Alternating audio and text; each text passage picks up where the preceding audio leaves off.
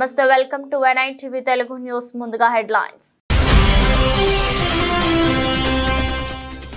సర్పు మెప్మా అధికారులతో ముఖ్యమంత్రి చంద్రబాబు నాయుడు సమీక్ష సమావేశం వన్ ఫ్యామిలీ వన్ ఎంటర్‌ప్రెన్యూర్ కార్యాచరణతో స్వయం సహాయక సంఘాలకు ప్రాధాన్యమిస్తామని వెల్లడి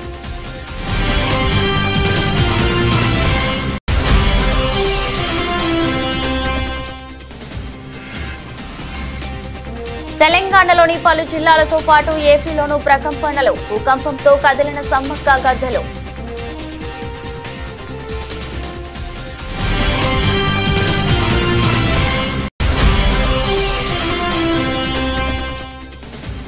మాజీ మంత్రి ఎమ్మెల్యే హరీష్ రావుపై కాంగ్రెస్ పార్టీ సిద్దిపేట నియోజకవర్గ ఇన్ఛార్జ్ సంచలన వ్యాఖ్యలు శ్రీకాంతాచారి చావుకు హరీష్ రావు కారణం కాదా అని ప్రశ్నించిన పూజల హరికృష్ణ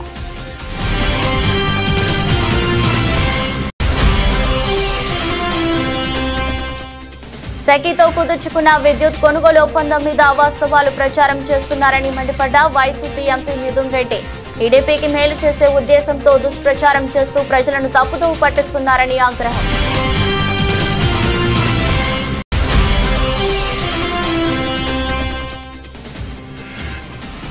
మచ్చలేని మనిషి అయిన హరీష్ రావుపై నిరాధార ఆరోపణలు చేస్తే ఊరుకో చక్రధర్ గౌడ్ పై తీవ్ర స్థాయిలో మండిపడ్డ బీఆర్ఎస్ నాయకులు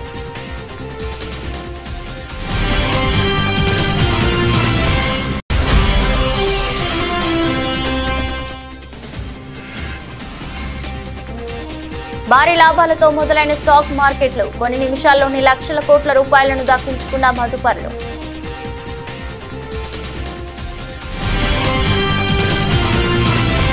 వన్ ఫ్యామిలీ వన్ ఎంటర్‌ప్రెన్యూర్ లక్ష్యానికి అనుగుణంగా రాష్ట్రంలోని స్వయం సహాయక సంఘాలను ఆర్థికంగా పురోగతి సాధించేలా చూడాలని ముఖ్యమంత్రి నారా చంద్రబాబు నాయుడు సర్పు మెప్మా అధికారులను ఆదేశించారు.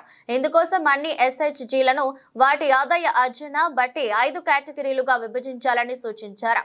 ఏడాదికి 1,00,000 కన్నా తక్కువ ఆదాయం వచ్చే గ్రూపును నాన్ లాక్పతిగా 1,00,000 నుంచి 10 లక్షల వరకు, లాక్పతిగా 10 లక్షల పైన సంపాదిస్తే మైక్రో, 50 లక్షల కన్నా అధికంగా ఆదాయం వస్తే స్మాల్, 1 కోటి కన్నా ఎక్కువ ఆర్జిస్తే మీడియం కేటగిరీలుగా విభజించాలన్నారు. అలాగే వ్యవసాయం, పరిశ్రమలు, సేవా రంగం వారీగా ఆదాయ వివరాలు ఉండాలన్నారు. మంగళవారం సచివాలయంలోని తన కార్యాలయంలో ముఖ్యమంత్రి సర్పు మెప్మా అధికారులతో సమీక్ష సమావేశం నిర్వహించి పలు సూచనలు చేశారు. శేరిలింగంపల్లిలో 50 మంది కాంగ్రెస్ నాయకులు కాంగ్రెస్ పార్టీకి గుడ్ బై చెప్పి గులాబీ కండువా కప్పుకున్నారు. హైదర్ నగర్ డివిజన్, కూకట్పల్లి డివిజన్ లో కాంగ్రెస్ పార్టీకి రాజీనామా చేసిన ఉద్యమకారులు శ్రీకాంత్, లక్ష్మీనారాయణకు ఎమ్మెల్యే మాధవరం కృష్ణారావు గులాబీ కండువా కప్పి బీఆర్ఎస్ పార్టీలోకి స్వాగతించారు. అబద్ధపు హామీలు, బూటకపు మాటలతో ప్రభుత్వం నడిపిస్తున్నారని ఎమ్మెల్యే మండిపడ్డారు. కాంగ్రెస్ గెలిచి సంవత్సరం అయినా ఏ సంక్షేమ పథకాలు ప్రజలకు అందించారని, కాంగ్రెస్ విధానాలను చూసే అందరూ బీఆర్ఎస్ పార్టీకి తిరిగి వస్తున్నారని తెలిపారు. గెలిచి కూడా 1 ఇయర్ అయింది. ఈ రాష్ట్రంలో, తెలంగాణ రాష్ట్రంలో ఒక రైతులే కానీ, ఒక పింఛన్దారులే కానీ, ఇలా పింఛన్దారులకు 4,000 రూపాయలు ఇస్తామని చెప్పి 100 రోజుల్లో ఇలా పింఛన్దారులకు మనం మోసం చేసే ప్రయత్నం చేశారు. అది కూడా జనవరిలో ఇవ్వలేదు పింఛన్లు, ఆగస్టులో కూడా పింఛన్లు ఇవ్వలేదు. సుమారుగా 2,500 కోట్ల రూపాయలు ఇలా ప్రజలకు వచ్చే హక్కును దాన్ని మీరు ఇవ్వలేకుండా నిరుపేదలైనటువంటి పింఛన్దారులందరూ కూడా ఎగొట్టే ప్రయత్నం చేశారు. అదేవిధంగా రైతులకు రైతు బంధు నాటేసేటప్పుడు ఇచ్చేటప్పుడు రైతు బంధు కూడా మీరు ఈరోజు రైతు బంధు ఇవ్వకుండా 1 ఇయర్ అయిపోయింది, కాలాపం చేసుకుంటాం, మళ్ళీ మేము మన సంక్రాంతి తర్వాత ఇస్తామంటే ప్రయత్నం. రైతు రుణమాఫీ అది సుమారుగా 30-40 వేల కోట్ల రూపాయలు అని చెప్పి 7,500 కోట్లకి పరిమితం చేసి అది కూడా ప్రజలను మోసం చేసే ప్రయత్నం చేశారు. అందుగురించే ప్రజలందరూ కూడా ఒకతాటి మీదకి వచ్చారు. ఏదైతే టీఆర్ఎస్ పార్టీ నుంచి కొంతమంది ఎలక్షన్ ముందు కానీ ఎలక్షన్ తర్వాత పోయినటువంటి వాళ్ళు కూడా ఈరోజు ఆ రోజున కేసీఆర్ నాయకత్వంలోనూ కాళేశ్వరం ప్రాజెక్టు ద్వారా, కొండపోచమ్మ కానీ, మల్లన్న సాగర్ ద్వారా బ్రహ్మాండమైనటువంటి వాతావరణం వచ్చి హైదరాబాద్ నగరానికి నీళ్ళు వచ్చినాయని చెప్పి ఇలా ప్రజలు ఎంతో హర్షిస్తూ ఉన్నారు. నేను నిన్ననే కొన్ని హాస్పిటల్ పోతే ఒక్క దగ్గర కూడా కనీసం కూలీ లేనటువంటి పరిస్థితి నేను చూశాను. అందుకొరకే ఈరోజు శ్రీకాంత్ దస్వంటి వారు, కూకట్పల్లి డివిజన్కు సంబంధించినటువంటి అధ్యక్షుడు, శేరిలింగంపల్లికి సంబంధించిన అధ్యక్షుడు లక్ష్మీనారాయణ కానీ అలా ఆధ్వర్యంలో ఈరోజుగా 56 మంది మళ్ళీ తిరిగి మేము టీఆర్ఎస్ పార్టీతో అభివృద్ధి జరుగుతుంది, సాధ్యమైతే అన్నటువంటి ఆలోచనతో మా పార్టీ రావడం అనేది స్వాగతం పలుకుతా ఉన్నాం. ప్రజల పక్షాన టీఆర్ఎస్ పార్టీ ఎప్పటికి ఉంటుంది, ప్రజల పక్షాన నిలబడుతుంది, అన్ని వర్గాలను కాపాడుకునే ప్రయత్నం చేస్తాం. నిన్ననే 9 బ్రాహ్మణులు వాళ్ళు పాపం హైదరాబాద్ దాంట్లో షాపులు పెట్టుకుంటే వాళ్ళకి మేము ముఖ్యమంత్రి దృష్టికి నేనే తీసుకెళ్ళి ఆ టైంలో టీషార్ట్ తీసుకెళ్ళి వాళ్ళు కనీసం కరెంటు కట్టలేనటువంటి పరిస్థితులు ఉన్నారు అని చెప్పితే ఆ రోజు ఎంబడే జీవో ఇచ్చి ₹1 లేకుండా వాళ్ళకి ఫ్రీ కరెంట్ ఇచ్చారు. వాళ్ళకి ఇప్పుడు ఫ్రీ కరెంట్ ఎత్తేసి వాళ్ళు సుమారుగా ఫ్రీ కరెంట్ అయితే వాళ్ళు 30-40 వేల బిల్లులు వచ్చే అవకాశం తీసుకొచ్చారు. అందుకే నిన్న 3 నుంచి 4 వేల మంది నిన్న వాళ్ళు ధర్నా చేసి నిరసన తెలిపే కార్యక్రమం చేశారు. ఈ రకమైనటువంటి నిరసన కార్యక్రమం జరుగుతూ ఉంటే ఈ పండుగ వాతావరణం అని చెప్పి మేము పండుగలు చేశాము, 8,000 కోట్లు 1,000 కోట్లు అని చెప్పి మేము ఇనాగ్రేషన్ చేసి మేము ఫౌండేషన్ చేసి మళ్ళీ దాన్ని నేను ఇనాగ్రేషన్ చేయడం అనేది బాధ కలిగిందని చెప్పి సందర్భంగా తెలియజేస్తూ ప్రజల పక్షాన ఖచ్చితంగా టీఆర్ఎస్ పార్టీ బీఆర్ఎస్ పార్టీ ఉంటుందని చెప్పి సందర్భంగా తెలియజేస్తాం. మాజీ సీఎం వైఎస్ జగన్ హయాంలో కేంద్ర ప్రభుత్వ సంస్థ సెకీతో కుదుర్చుకున్న విద్యుత్ కొనుగోలు ఒప్పందం మీద అవాస్తవాలు ప్రచారం చేస్తున్నారని పార్లమెంట్ లో వైఎస్ఆర్సీపీ ఎంపీ పెద్దిరెడ్డి మిథున్ రెడ్డి ప్రస్తావించారు. అగ్రిమెంట్ లో ఎలాంటి తప్పులు లేకుండా కొన్ని మీడియా సంస్థలు రాజకీయ పార్టీలు కేవలం టీడీపీకి మేలు చేసే ఉద్దేశంతో దుష్ప్రచారం చేస్తూ ప్రజలను తప్పుదోవ పట్టిస్తున్నారని ఆగ్రహం వ్యక్తం చేశారు. Andhra Pradesh government has made a contract with SECI, and it was not done with any private player or Adani or anybody, sir. I want to bring to the notice of the House, and SECI is a central government organization. SECI, it has not only made an agreement with Andhra Pradesh, several states, sir. Both the NDA state, NDA ruled states, and even the India coalition ruled states. So how can there be a misdoing, sir? And that to the cost of power, which it was signed is ₹2.49. That too, it was done in 2021, and now it is 2024. I would like to bring to the notice of the House the latest auctions which have happened. Bidding where various players have participated. The cost, if you see NTPC in May 24, the cost of power is ₹2.69. And if you see even SECI, which has signed with various people have participated in the bidding, it is ₹2.57. And even all the bids which have been done in 2024 are more than ₹2.49, which has been signed by Andhra Pradesh. Over the years, the cost of the panels also is coming down, sir. In spite of that, we got a better rate in 2021. And this has been propagated badly by a select few media houses and so-called pseudo intellects, which is not good. Through yourself, I would like to bring to the attention of the House and everybody, sir. This is a contract between a central government organization and state government with the lowest rate. And that too, when did it happen, sir? When the average cost of power was ₹5.90. The cost of power earlier, before 2019, was solar power was, average cost of solar power was ₹5.90. And it came down to ₹2.49. And even today, not only Andhra Pradesh, sir, all our neighboring states, they have made a contract with SECI for more than ₹2.49. And that too, Andhra Pradesh had the facility of waiver of interstate transmission charges, sir. Even as I stand here, even if you go to the energy exchange today, sir. Honorable member, you made your point, though it is not connected with the bill. Sir, please go on. ముఖ్యమైన విషయం. ఈ ఉదయం ములుగు జిల్లా కేంద్రంగా సంభవించిన భూకంపం తెలంగాణ రాష్ట్రంలోని పలు జిల్లాల ప్రజలను భయభ్రాంతులకు గురిచేసింది. ఉదయం 7:27 కొన్ని సెకండ్ల పాటు కంపించింది. దీని తీవ్రత రిక్టర్ స్కేలుపై 5.3గా నమోదైంది. భూకంప కేంద్రాన్ని ములుగులో భూమికి 40 కిలోమీటర్ల లోతున గుర్తించారు. హైదరాబాద్ తో పాటు ఆంధ్రప్రదేశ్లోని విజయవాడ, రాజమండ్రి, విశాఖపట్నం, జగ్గయ్యపేట, నందిగామ, ఏలూరు సహా పలు ప్రాంతాల్లోనూ భూమి కంపించింది. ములుగులో ఏర్పడిన భూకంప తీవ్రతకు మేడారంలోని సమ్మక్క సారలమ్మ గద్దెలు కంపించాయి. గద్దెల వద్ద ఏర్పాటు చేసిన సీసీటీవీ కెమెరాలో భూకంపం నమోదైంది. భక్తులు పూజలు చేస్తుండగా ఒకసారిగా కంపించింది. అయితే పూజల్లో నిమగ్నమైన భక్తులు అదేమి పట్టించుకోలేదు. మరో గద్దె వద్ద ఏర్పాటు చేసి సీసీ కెమెరాలో అక్కడున్న పూజారి తీవ్రతను అనుభవించడం కనిపించింది. ఏం జరిగిందో తెలియక ఆయన అయోమయంగా దిక్కులు చూస్తుండిపోయారు. Vaikapa social media wing head Sajjala Bhargav Reddy car driver Vemarthi సుబ్బారావును గుర్తు తెలియని వ్యక్తులు విజయవాడకు తీసుకువచ్చి కొట్టి రోడ్డుపై పడేసిన ఘటన మంగళవారం వెలుగులోకి వచ్చింది. తీసుకువచ్చిన వ్యక్తులు పోలీసులని వైకాపా నాయకులు ఆరోపిస్తున్నారు. మాజీ మంత్రి అంబటి రాంబాబు, మాజీ ఎమ్మెల్యే మల్లాది విష్ణు తదితరులు మంగళవారం Vijayawada police commissioner SV Rajasekhar బాబుకు ఫిర్యాదు చేశారు.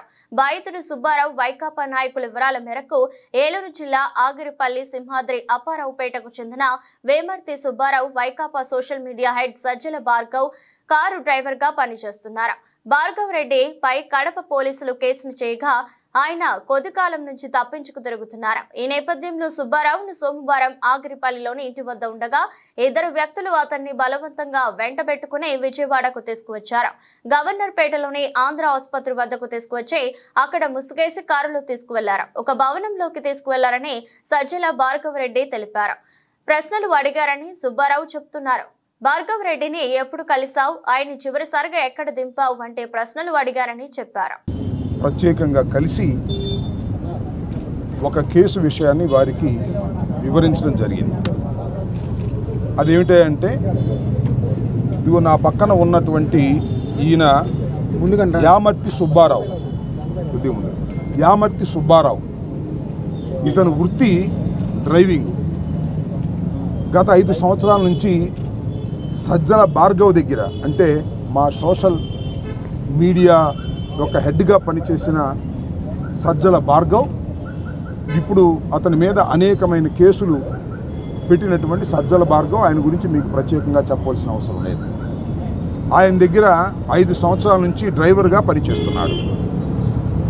ఆ తరువాత ఆయన మీద ఈ కూటమి ప్రభుత్వం అధికారంలోకి వచ్చిన తర్వాత ఆయన మీద అనేకమైనటువంటి అసత్యపు కేసులు, ఫాల్స్ కేసులు పెట్టి ఆయన్ని అరెస్ట్ చేయాలని ప్రయత్నం చేస్తున్న విషయం మీ అందరికీ తెలుసు. దానిలో భాగంగానే హైకోర్టు, సుప్రీంకోర్టుకి వెళ్ళి సజ్జల భార్గవ్ ప్రొటెక్షన్ కూడా తీసుకున్నారు. అరెస్ట్ చేయడానికి వీల్లేదనే ప్రొటెక్షన్ కూడా తీసుకున్నారు. నిన్న సుప్రీంకోర్టులో కూడా వాదనలు జరిగాయి. ఆయన ఆల్రెడీ ప్రొటెక్షన్లో ఉన్నాడు, అరెస్ట్ చేసే పరిస్థితి లేదు అనే విషయం కూడా తేట తెల్లవిగా ఢిల్లీ వేదికగా సుప్రీంకోర్టులో కూడా ఆర్గ్యుమెంట్స్ జరిగాయి.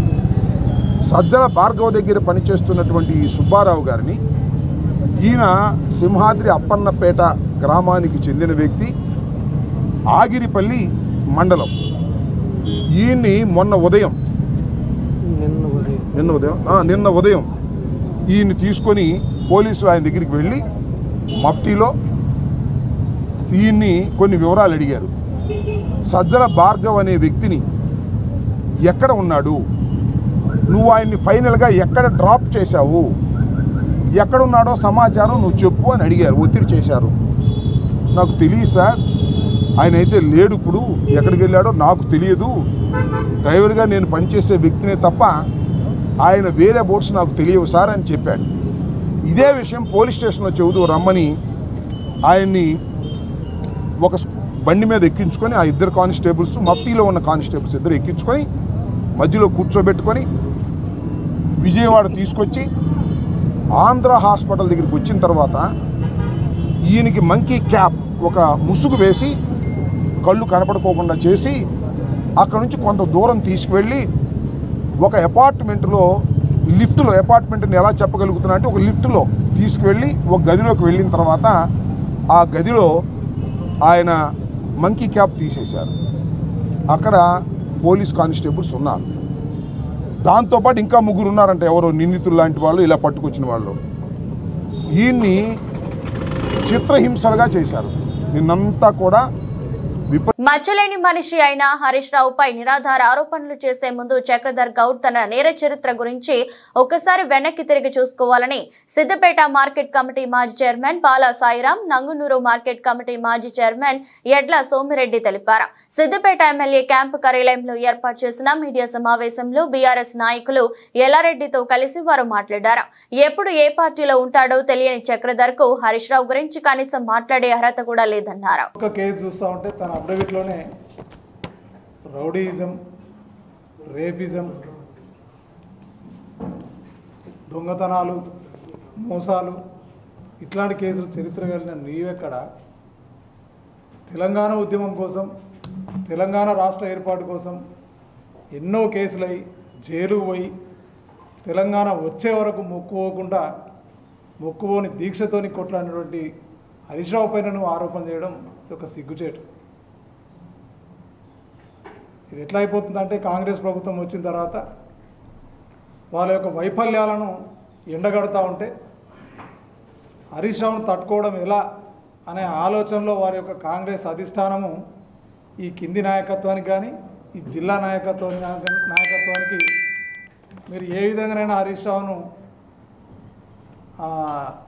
బదనాం చేసే విధంగా బురద జల్లి చేసే విధంగా చేయాలనేది ఒక పోటీ పెట్టినట్టుగా కనిపిస్తూ ఉంది. ఎందుకంటే ఎక్కడ దొరకలేదు వాళ్ళు. హరీష్ రావు గారు వారు చేస్తున్న వైఫల్యాలను, ప్రభుత్వం చేస్తున్నటువంటి తప్పుడు విధానాలను ప్రజల్లో ఎప్పటికప్పుడు ఎండగడుతూ ఉంటే వారికి ఎటు ఆగమాగం అవుతూ ఉన్నారు. ఇలా ఇంకొకటి కూడా ఏంటంటే కాంగ్రెస్ నాయకులకు ఇప్పటి వరకు ప్రభుత్వం వచ్చి 1 year అయినా కూడా ఉన్న 3 మార్కెట్ కమిటీ చైర్మన్లకు ఎవరిని నియమించుకోలేక,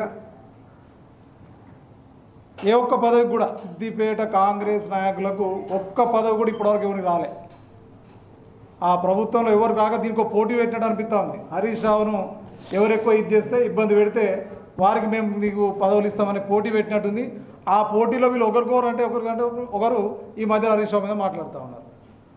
అరే ప్రభుత్వం వచ్చింది, 1 సంవత్సరం అయింది, మరి వచ్చినటువంటి మనకు ఉన్నటువంటి నిధులను వాపసు తీసుకుపోతుర్రు, మనకు మంజూరైనటువంటి నిధులను కూడా వాపసు తీసుకొని పోయినరు, టెండర్లు వేసినటువంటి వాపసు తీసుకొని పోతుర్రు.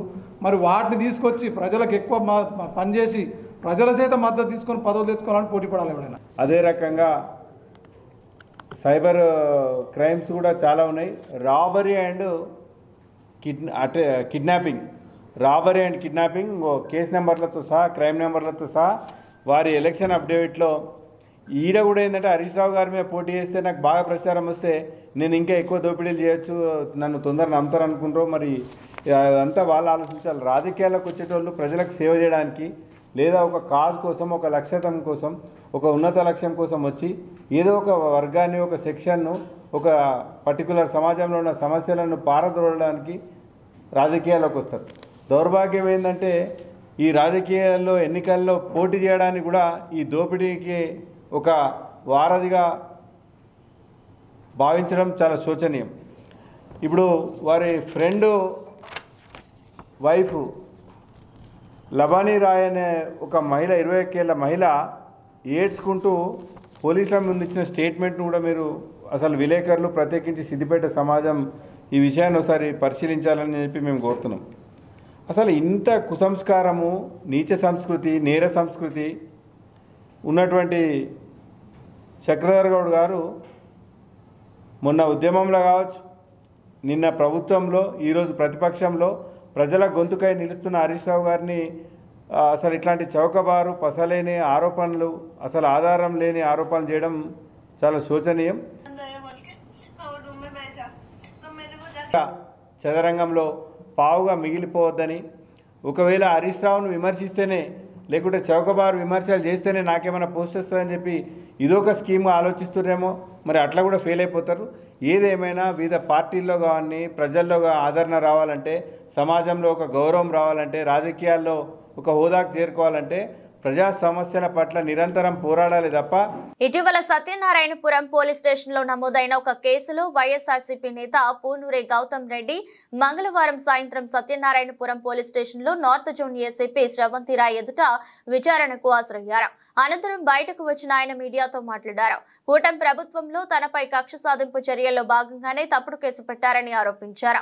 అర్ధరాత్రి సమయంలో పోలీసులు అక్రమంగా తన ఇంట్లో చొరబడి తలుపులు పగలగొట్టి దొంగల కంటే ఘోరంగా వ్యవహరించారని, గత టీడీపీ ప్రభుత్వంలో కూడా ఒక పోలీస్ కమిషనర్ తనను హత్య చేసేందుకు ప్రయత్నించారని, ప్రభుత్వం కూడా తనకు ప్రాణహాని ఉండడంతో హైకోర్టులో ముందస్తు బెయిల్ కు దాఖలు చేసినట్లు వెల్లడించారు. పోలీసులకు పూర్తిగా సహకరిస్తారని, వారు ఇచ్చిన నోటీసుపై విచారణకు హాజరైనట్లు తెలిపారు. నోటీస్ ఇచ్చి రమ్మంటం జరిగింది. నేను వారి యొక్క ఉత్తర్వుల్ని అనుసరించి దాని ప్రకారంగానే కూడా హాజరవటం జరిగింది. హాజరైన సందర్భంగా వారు ప్రశ్నలు సంధించడం, వాటికి సంబంధించిన సమాధానాలు చెప్పడం జరిగింది. కొన్ని సంబంధించినటువంటి వాటికి ఆధారాలతో సహా మేము ఒక లెటర్ ఒకటి కూడా ఇస్తానని చెప్తున్నాను. ఈ రకంగా నన్ను అవన్నీ హ్యాండ్ ఓవర్ చేయటం అనేది, సెల్ ఫోన్ హ్యాండ్ ఓవర్ చేయడం అనేటువంటి సరైనది కాదని పోలీస్ స్టాండింగ్ ఆర్డర్స్లో స్పష్టంగా పొందుపరచబడి ఉన్నాయి. దాని ప్రకారంగా కూడా మేము డైరెక్ట్గా మీకు హ్యాండ్ ఓవర్ చేయడం సరైనది కాదని, అది ఒక రకమైనటువంటి కోర్టు ఉత్తర్వుల ద్వారా రావాల్సినటువంటిదే తప్ప మరి కాదని ఆ ఫోను ఇవ్వడానికి అది చెప్పడం జరిగింది. విచారణ అధికారిగా ఉన్నటువంటి ఏసీపీ గారు మరలా ఈ కేసుని ఇంకా కొన్ని ప్రశ్నలు మిమ్మల్ని అడగాల్సి ఉన్నది. ఇప్పుడు కాలాతీతం అయింది కాబట్టి మరలా 7వ తారీఖు 4 గంటలకి రమ్మని చెప్పడం జరిగింది. 4 గంటలకు వచ్చి మరలా ఏమన్నా కనుక అడిగినట్టయితే వాటన్నిటినీ సమాధానం కూడా చెప్తానని కూడా తెలియజేస్తాను. ఉమామహేశ్వరరావు శాస్త్రి పైన దాడి చేపించారు, సుపారీ కూడా ఇచ్చారని చెప్పేసి చెప్తున్నారు. జగ్గపేటలో ఆ నిందితులను పట్టుకున్నారు ఇప్పటికే పోలీసులు. కోర్టులో కేసు ఉండగా కేసు వివరాలు చెప్పడం కరెక్ట్ కాదు. కానీ నేను మాత్రం ఒకటి చెప్పదలుచున్నా, ఈ కేసుకి నాకు ఎటువంటి సంబంధం లేదు. ఎమ్మెల్సీ ఎలక్షన్లో పోటీ చేయడానికి గత 2-3 నెలలుగా విగరస్గా ఈ 2 జిల్లాల్లో తిరుగుతున్నటువంటి సందర్భంలో జరిగినటువంటి ఇన్సిడెంట్ తర్వాత మా పార్టీ పోటీ చేయడానికి ఎన్నికలు బహిష్కరిస్తున్నామన్న తర్వాత ఇది చోటు చేసుకునేటువంటి దాన్ని చేసుకోవడం జరిగింది. ఇది టీడీపీ గవర్నమెంట్లో జరిగినటువంటి ఇన్సిడెంట్ అనేటువంటి చెప్పాలి.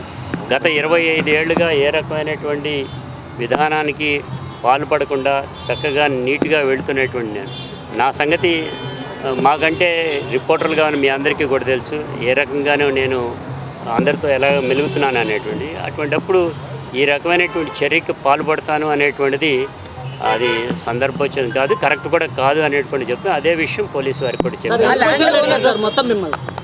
BRS party working president KTR, మాజీ మంత్రి ఎమ్మెల్యే హరీష్ రావు, కవిత ఏ ముఖం పెట్టుకుని ప్రజల వద్దకు వస్తున్నారని కాంగ్రెస్ పార్టీ సిద్దిపేట నియోజకవర్గ ఇన్ఛార్జ్ పూజల హరికృష్ణ విమర్శించారు. సిద్దిపేట జిల్లా కేంద్రంలోని కాంగ్రెస్ పార్టీ కార్యాలయంలో అమరవీరుడు శ్రీకాంతాచారి వర్ధంతిని ఘనంగా నిర్వహించారు. శ్రీకాంతాచారి చావుకు హరీష్ రావు కారణం కాదా అని ప్రశ్నించారు. బీఆర్ఎస్ ప్రభుత్వం అమరవీరుల కుటుంబాలకు ఏం చేసిందని కాంగ్రెస్ నాయకులు ప్రశ్నించారు. ఈరోజు అమరవీరులు శ్రీకాంతాచారి గారి వర్ధంతి సందర్భంగా సిద్దిపేట కాంగ్రెస్ పార్టీ ఆధ్వర్యంలో ఘన నివాళులు అర్పించడం జరుగుతుంది. ఈ ఆత్మ బలిదానాలకు కారకులు ఎవరని నేను అడుగుతా ఉన్నా. ఈ ఆత్మ బలిదానాలకి ఈ అగ్గిపెట్టే హరీష్ రావు కారణం కాదా అని నేను అడుగుతా ఉన్నా. నువ్వు పెట్రోల్ డబ్బా డ్రామా వల్లనే ఈరోజు తెలంగాణ రాష్ట్ర ఉద్యమంలో ఎంతోమంది విద్యార్థుల ప్రాణాలు తీసుకోవడానికి కారణం హరీష్ రావు కాదా అని నేను అడుగుతా ఉన్నా. ఈరోజు నీ డ్రామా వల్ల ఎంతోమంది తల్లిదండ్రుల తమ కడుపు కోత విధించిన సంఘటన హరీష్ రావుకే దక్కుతుంది. ఈరోజు ఈ తెలంగాణ ఉద్యమంలో నువ్వు రెచ్చగొడితే, నువ్వు డ్రామాలాడితే 1200 మంది విద్యార్థుల ఆత్మహత్యలు చేసుకోవడానికి కారణం నువ్వు కాదా అని హరీష్ రావు నేను అడుగుతా ఉన్నా.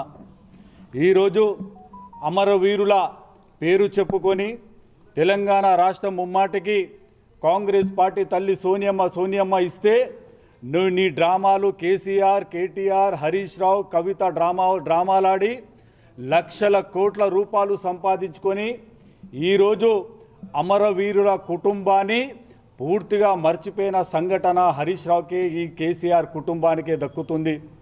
అమరవీరుల కుటుంబానికి ఒక్క ఉద్యోగ అవకాశం అన్నా మీరు కల్పించారా గత 10 సంవత్సరాల ఈ బీఆర్ఎస్ ప్రభుత్వంలో నేను అడుగుతా ఉన్నా. ఈరోజు కాంగ్రెస్ ప్రభుత్వం వచ్చి ఏడాది కాలం అవుతా ఉంది. ఈ రోజుకి కాంగ్రెస్ ప్రభుత్వం వచ్చిన తర్వాత అమరవీరుల కుటుంబాలను, విద్యార్థులను ముఖ్యమంత్రి రేవంత్ రెడ్డి గారు వారికి సముచిత న్యాయం కల్పించి అమరవీరుల కుటుంబాలకు గౌరవం దక్కే విధంగా ఈరోజు రేవంత్ రెడ్డి గారు వహిస్తూ ఉన్నారు. ఈరోజు కేసీఆర్ కుటుంబం, తన కుటుంబం నలుగురే, ఎవరు హరీష్ రావు, కేసీఆర్, కేటీఆర్, కవిత, ఆ నలుగురే బాగుపడ్డారు తప్ప గత బీఆర్ఎస్ 10 ఏళ్ల పాలనలో ఏ ఒక్క కుటుంబం కూడా బాగుపడలేని తెలియజేస్తూ ఉన్నా. ఇప్పటికు మళ్ళా కొత్త డ్రామాలు వేసుకొని ప్రజల వద్దకు వస్తూ ఉన్నారు. ఒక దిక్కు కేటీఆర్, ఒక దిక్కు హరీష్ రావు, మళ్ళీ జైలు పాలైన కవిత కూడా మన వల్ల కొత్త డ్రామాలు వేసుకొని ప్రజల వద్దకు వస్తుంది. ఏ ముఖం పెట్టుకొని ప్రజల వద్దకు వస్తున్నారని అడుగుతా ఉన్నా. మీరు అమరవీరుల కుటుంబాలకు ఏమి చేసిర్రో ఈ సమాధానం చెప్పిన తర్వాత మీరు ప్రజల వద్దకు రావాలని హరీష్ రావును సూటిగా ప్రశ్నిస్తా ఉన్నా. యాదాద్రి భువనగిరి జిల్లా వలిగొండ మండల కేంద్రంలో ప్రజాపాలన కళాయాత్ర బృందం కాంగ్రెస్ పార్టీ మండల అధ్యక్షులు పాసం సత్రెడ్డి, పట్న అధ్యక్షులు కనుకల కృష్ణయ్య సమక్షంలో తెలంగాణ ప్రభుత్వం చేపట్టిన 13 సంక్షేమ పథకాలు వివరించారు.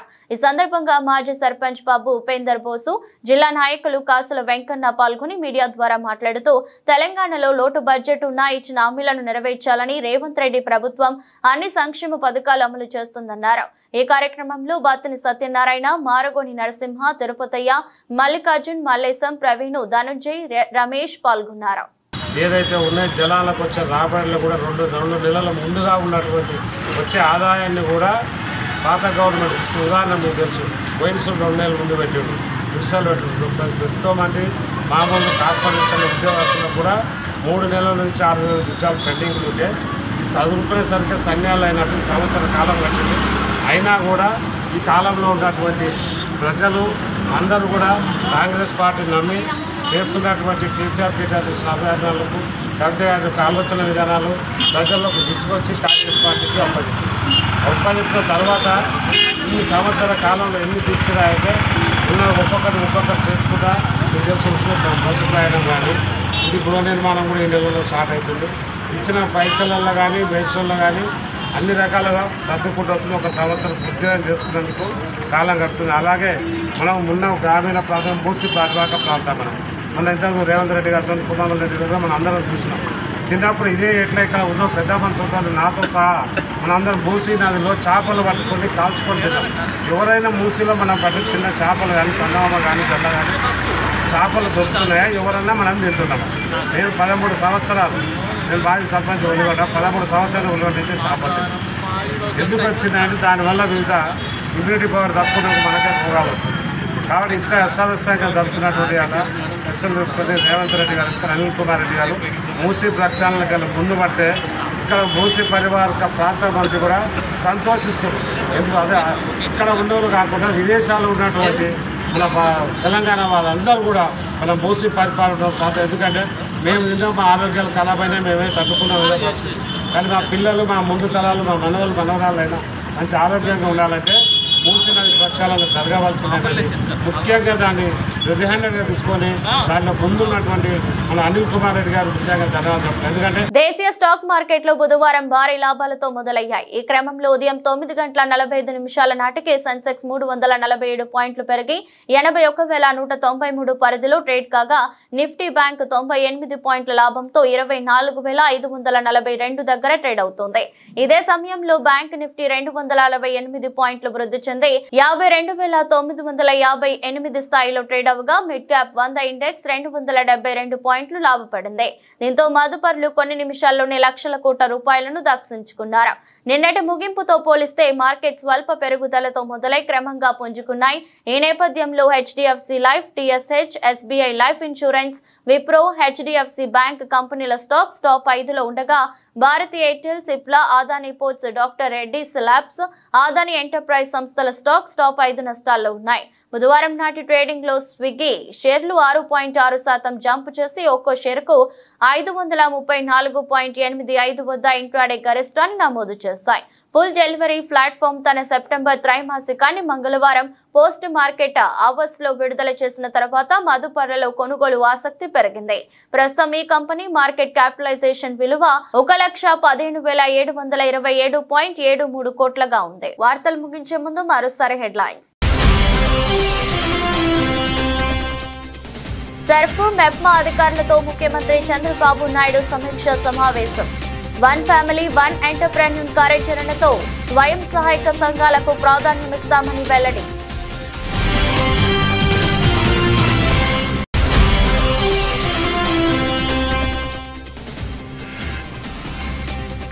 తెలంగాణలోని పలు జిల్లాలతో పాటు ఏపీలోనూ ప్రకంపనలు. భూకంపంతో కదిలిన సమ్మక్క గద్దెలు.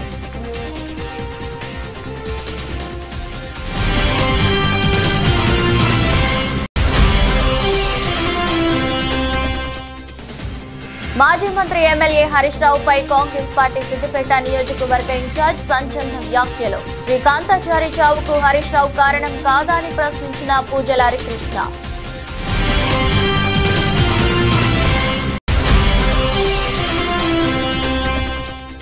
సెకీతో కుదుర్చుకున్న విద్యుత్ కొనుగోలు ఒప్పందం మీద అవాస్తవాలు ప్రచారం చేస్తున్నారని మండిపడ్డ వైసీపీ ఎంపీ మిథున్ రెడ్డి.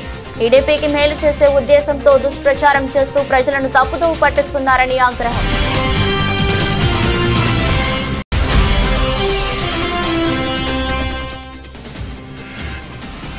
మచ్చలేని మనిషి అయిన హరీష్ రావుపై నిరాధార ఆరోపణలు చేస్తే ఊరుకో. చక్రధర్ గౌడ్ పై తీవ్ర స్థాయిలో మండిపడ్డ బీఆర్ఎస్ నాయకులు.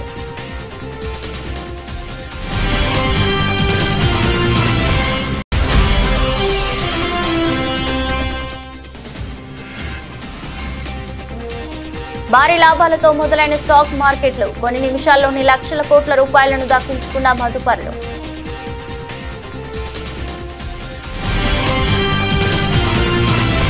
ఇదరస్ట్ బులెటిన్ మరో బులెటిన్లో మళ్ళీ కలుద్దాం. అంతవరకు సెలవు. నమస్కారం.